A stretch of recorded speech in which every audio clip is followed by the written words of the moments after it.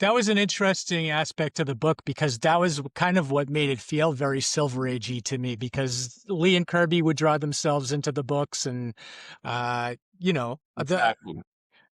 I think Steve Englehart did it, John Byrne did it.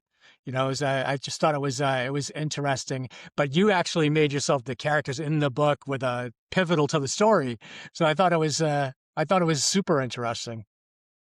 I mean, good. I mean, yes. On the one hand, I know it's not the most original idea, but we talk about that in the and Mike's very skeptical. Like, I don't know. I don't think this is working. This has been done before. No, no, no. This you're knocking it out of the park. You're knocking it out of the park, and then kaboom! Like, what? Well, what was that? And and there they are. And yeah, it was. But I mean, it was great fun, but there were moments where, like, okay, we painted ourselves into a corner here. Yeah, where do we take it? Where to go now? And anyway, we we figured it out. Let me think back on that. In the series, and I bought it, I loved it, and there's a scene in it that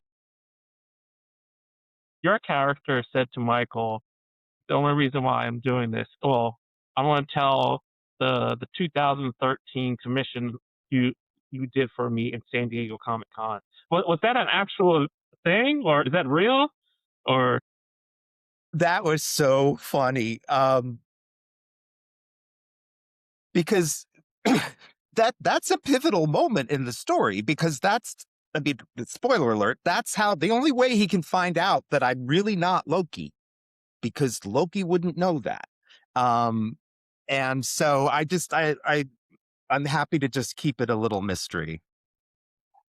I will say, I mean, my goodness, at this point, Michael has done a bunch of commissions for me.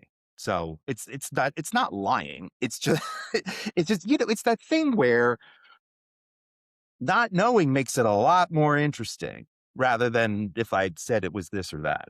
And so it implies that it was some sort of scandalous thing. We could always just assume that you're Loki now.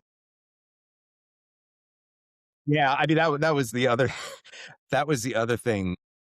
That wasn't in the pitch. And I don't know, I sort of like came up with that idea, but I once we did come out, once I did come up with that idea, then it's like you have to be very careful because that's revealed what like halfway through the book. Then you got to go back and either reread it or rewrite it because like this has to within its own rule book, this has to be quote plausible. Like and hopefully I think it is. Like I plugged up a couple plot holes, to change to accommodate that.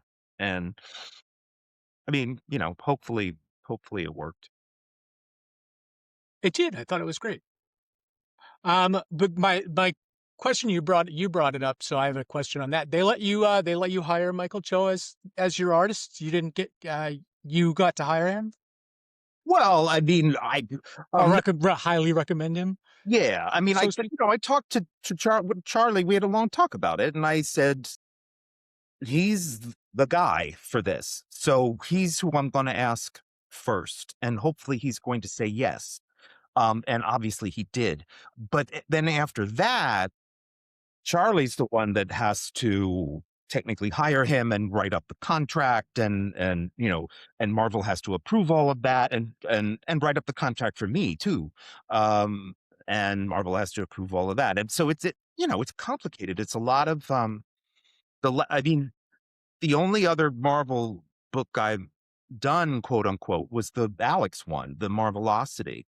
And that almost didn't happen because you had Penguin Random House negotiating with Marvel Comics, and it was like just two behemoths trying to agree on something. And that negotiation went on literally for I want to say 2 or 3 years. And I had sort of given up. And but the lawyers at Random House, I gotta hand it to them. They were like, this is gonna happen. You just have to be patient. Um, and sure enough, but yeah, that, I mean, I'm very proud of that too. Um, but that isn't, it's not telling a story. It's an art book.